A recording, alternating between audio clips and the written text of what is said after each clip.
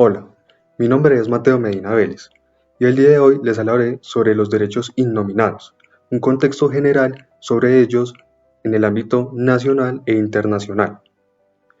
Para el curso Constitucional General 2, Teoría de la Constitución, con NRC 84357, Universidad Pontificia Bolivariana, sede Medellín 2020, semestre número 2. Antes de empezar, quise plantear la siguiente hipótesis. Los derechos innominados amplifican los derechos inherentes a la persona humana, reconocidos taxativamente en el ordenamiento constitucional, lo cual permite amplificar el catálogo de derechos humanos. Para empezar, entonces, es necesario definir que los derechos innominados, como su nombre lo indica, son aquellos derechos que no tienen un nombre en la Carta Magna, porque no se encuentran consagrados en ella, pero que han sido reconocidos por estar implícitos en el ámbito de protección de distintas disposiciones jurídicas fundamentales. La cláusula de derechos innominados, también denominados implícitos o no enumerados, se encuentran consagrados en el artículo 94 de la Constitución Política de Colombia, que dice lo siguiente: la enunciación de los derechos y garantías contenidos en la Constitución y en los convenios internacionales vigentes, es decir, el bloque de constitucionalidad, no deben entenderse como negación de otros que, siendo inherentes a la persona humana, no figuren expresamente en ellos. Lo anterior, entonces, le permite al juez constitucional reconocer derechos que sean inherentes al ser humano, así no se encuentren expresamente consagrados en el catálogo de derechos ya establecido. Ha sido mediante vía jurisprudencial que se ha ampliado considerablemente el catálogo de derechos, reconociendo derechos innominados tales como el derecho al mínimo vital, el derecho a la seguridad personal frente a riesgos extraordinarios, derecho a la estabilidad laboral reforzada de sujetos de especial protección constitucional, derecho a la subsistencia y derecho al olvido, por poner unos ejemplos. Tomando en cuenta la anterior información, entonces es pertinente hablar de la historia y la evolución. La figura de los derechos implícitos, innominados o no enumerados, posee una especial importancia en la teoría del derecho, gracias al aporte que hace e incluso a las ramas filosófico-jurídicas que controvierte. Su surgimiento se remonta a la adopción que hizo Estados Unidos del Bill of Rights en 1791, en el cual se incorporó a la Constitución, a través de la novena enmienda, el mandato mediante el cual el Estado norteamericano entendía que el catálogo de derechos no estaba limitado por el texto constitucional, por lo que, con base en ello, no podían negarse o transgredirse otros derechos retenidos por el pueblo. Sin embargo,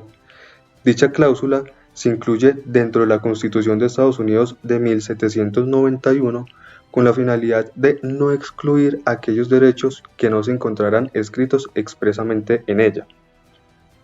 Como respuesta a las fuertes críticas planteadas contra la Constitución de 1787, ya que la misma no contenía en su texto un decálogo de derechos, lo cual expresa Hamilton en El Federalista, 1943. Estaba justificando el evento en que, abro comillas, estos derechos estaban reconocidos en diversas partes del texto constitucional, por lo que era innecesario hacer mayores precisiones. Debido a esta carencia, fueron adoptadas las 10 primeras enmiendas de la Carta Constitucional de 1791, en la que James Madison junto a Alexander Hamilton asumieron un papel protagónico en su realización, siendo la novena enmienda la cláusula de los derechos no enumerados de su autoría, lo cual es relatado por Sutherland, citado por Carpio en el 2002, en el libro de la Carta Magna a la Constitución norteamericana como, abro comillas, la excepción que se haga aquí o en cualquier punto de la Constitución en favor de derechos particulares no se interpretará en el sentido de que disminuye la justa importancia de otros derechos retenidos por el pueblo, o que amplía los poderes delegados por la Constitución. Cierro comillas. Es gracias a esta inclusión en la novena enmienda que esta figura irradiaría a muchas constituciones alrededor del mundo, concibiendo su necesidad y la importancia de su presencia en el ordenamiento jurídico de cada país, ya que, como lo decía Corwin en 1992, abro comillas, existen ciertos derechos de un carácter tan fundamental que ningún gobierno libre debe infringirlos, sea quien esté enumerados o no en la Constitución. Cierro comillas. Es relevante considerar que la filosofía política que inspiró la idea inmersa en los derechos implícitos es aquella que surgió tras las revoluciones liberales del siglo XVIII, las cuales erigieron el Estado liberal y pusieron en el centro el sistema al individuo. Frente a estos dos aspectos, Carpio en el 2000 sostiene que, abro comillas, los supuestos ideológicos que las fundamentan no son otros que los de la doctrina del contrato social del racionalismo iusnaturalista, cierro comillas, lo cual puede encontrarse en autores como Kant, Hobbes, Locke y Rousseau. Además, esta cláusula de derechos innominados está prevista en los ordenamientos jurídicos para responder a las necesidades actuales de los asociados protegidos por la respectiva Constitución, ya que, como sostiene Mantari en el 2011, abro comillas, lo que se prevea en un determinado momento no siempre satisfará las más elevadas necesidades, ni protegerá frente a los más odiosos impulsos humanos. Cierro comillas. Por lo que es imperioso abrir la posibilidad de actualizar el catálogo de derechos sin que ello suponga una reforma literal de la Constitución. En relación con lo anterior, Gross, en 1999, sostiene que la posibilidad de reconocer derechos innominados se justifica en que se, abro comillas, mantiene abierto, renovado y actualizado el catálogo de derechos constitucionalmente protegidos, cierro comillas, lo que no permite rectificar el derecho constitucional e ir más allá de las barreras históricas, sociales y culturales que puede significar una regulación rígida e inmodificable. Es así como esta figura se ha extendido por un gran número de países, especialmente latinoamericanos, que las consagran como cláusulas que le permiten al juez constitucional de cada nación garantizar derechos que, pese a no estar reconocidos expresamente en el ordenamiento, demandan protección y tutela por parte del respectivo Estado. En el caso colombiano, ha sido tarea de la Corte Constitucional desarrollar el artículo 94, del cual surgió el concepto de derechos innominados, como ya expresé anteriormente. Estos, según un estudio ocasional de la CIJUS de la Universidad de los Andes, han sido reconocidos partiendo de una concepción holística de la Constitución, tomando las ideas de autores como Ronald Dworkin y Richard Posner. Siguiendo con el hilo de la anterior pregunta, con la expedición de la Constitución Política de 1991 se introdujeron múltiples cambios en relación con las cartas anteriores. Uno de los más sobresalientes fue sin duda que la nueva Constitución amplió el catálogo de derechos, por lo que se clasifica como una Constitución garantista. En el título segundo se encuentran los derechos, garantías y deberes que, si bien son extensos, no resultan estar limitados a las que allí se propone. Así lo ha manifestado la Corte Constitucional en reiteradas oportunidades, y la propia Constitución lo establece, como ya dije, en el artículo 94.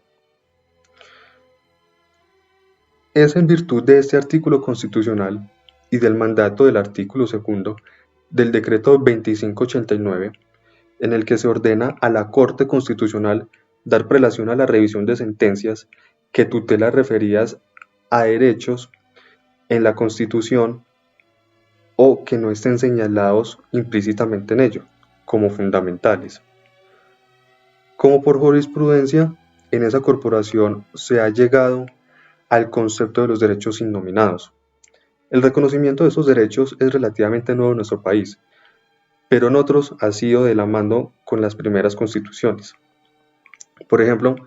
el tan mencionado caso de la Constitución de Filadelfia, que en su texto original no contenía un catálogo de derechos, muy seguramente debido a que la sociedad de la época los reconocía sin que fuera menester que constataran por escrito. Con el nuevo constitucionalismo que invade América Latina, esta parece ser la tendencia que se impone en la mayoría de los países del continente. La apertura de derechos existe en el derecho internacional de los derechos humanos, en su vertiente regional americana, en el virtud del artículo 29 de la Convención Americana de Derechos Humanos, el artículo 41 de la Convención sobre Derechos del Niño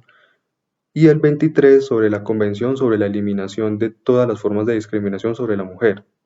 y del Pacto Internacional de Derechos Económicos, Sociales y Culturales en el artículo 5, numeral 2. Como se dijo anteriormente, ha sido mediante vía jurisprudencial que se ha ampliado considerablemente el catálogo de derechos. Es así como en este cuadro les presento una serie de sentencias mediante las cuales la Corte Constitucional ha extendido el carácter de algunos derechos como fundamentales que no son necesariamente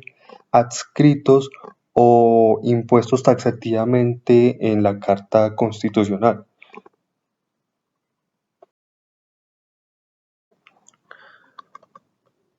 Para finalizar, y a modo de conclusiones, se podría decir entonces, a raíz de lo ya expuesto, lo siguiente. Primero,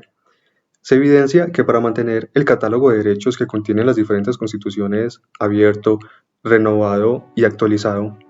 se ha hecho necesario incluir este tipo de disposiciones que establecen que la enumeración de derechos no es taxativa. Segundo, la cláusula de los derechos no enumerados tiene su justificación en una concepción ius naturalista de los derechos, importado de la enmienda novena que se hizo en la Constitución de Filadelfia de 1877, pero que ha sido adaptada a cada estado a lo largo del continente americano. En América Latina, los países que tienen una cláusula de derechos innominados en su constitución son Argentina, Uruguay, Honduras, Bolivia, Costa Rica, Paraguay, Venezuela, Ecuador, Perú y Colombia. Y por último, podemos sostener que cualquier Estado que es parte de un tratado que contiene artículos que incorporen derechos innominados, pero que carecen de ella en su constitución, tienen que integrar en su catálogo de derechos no numerados en la forma que lo hace la cláusula internacional que lo obliga por ser parte del instrumento internacional. Espero que con esta información se haya podido resolver la hipótesis que se planteó en un principio y que con base en ello se haya podido resolver de manera satisfactoria y a modo de resumen general la historia, las características y su función dentro de la sociedad de los derechos innominados. Muchísimas gracias, espero vernos en una próxima ocasión.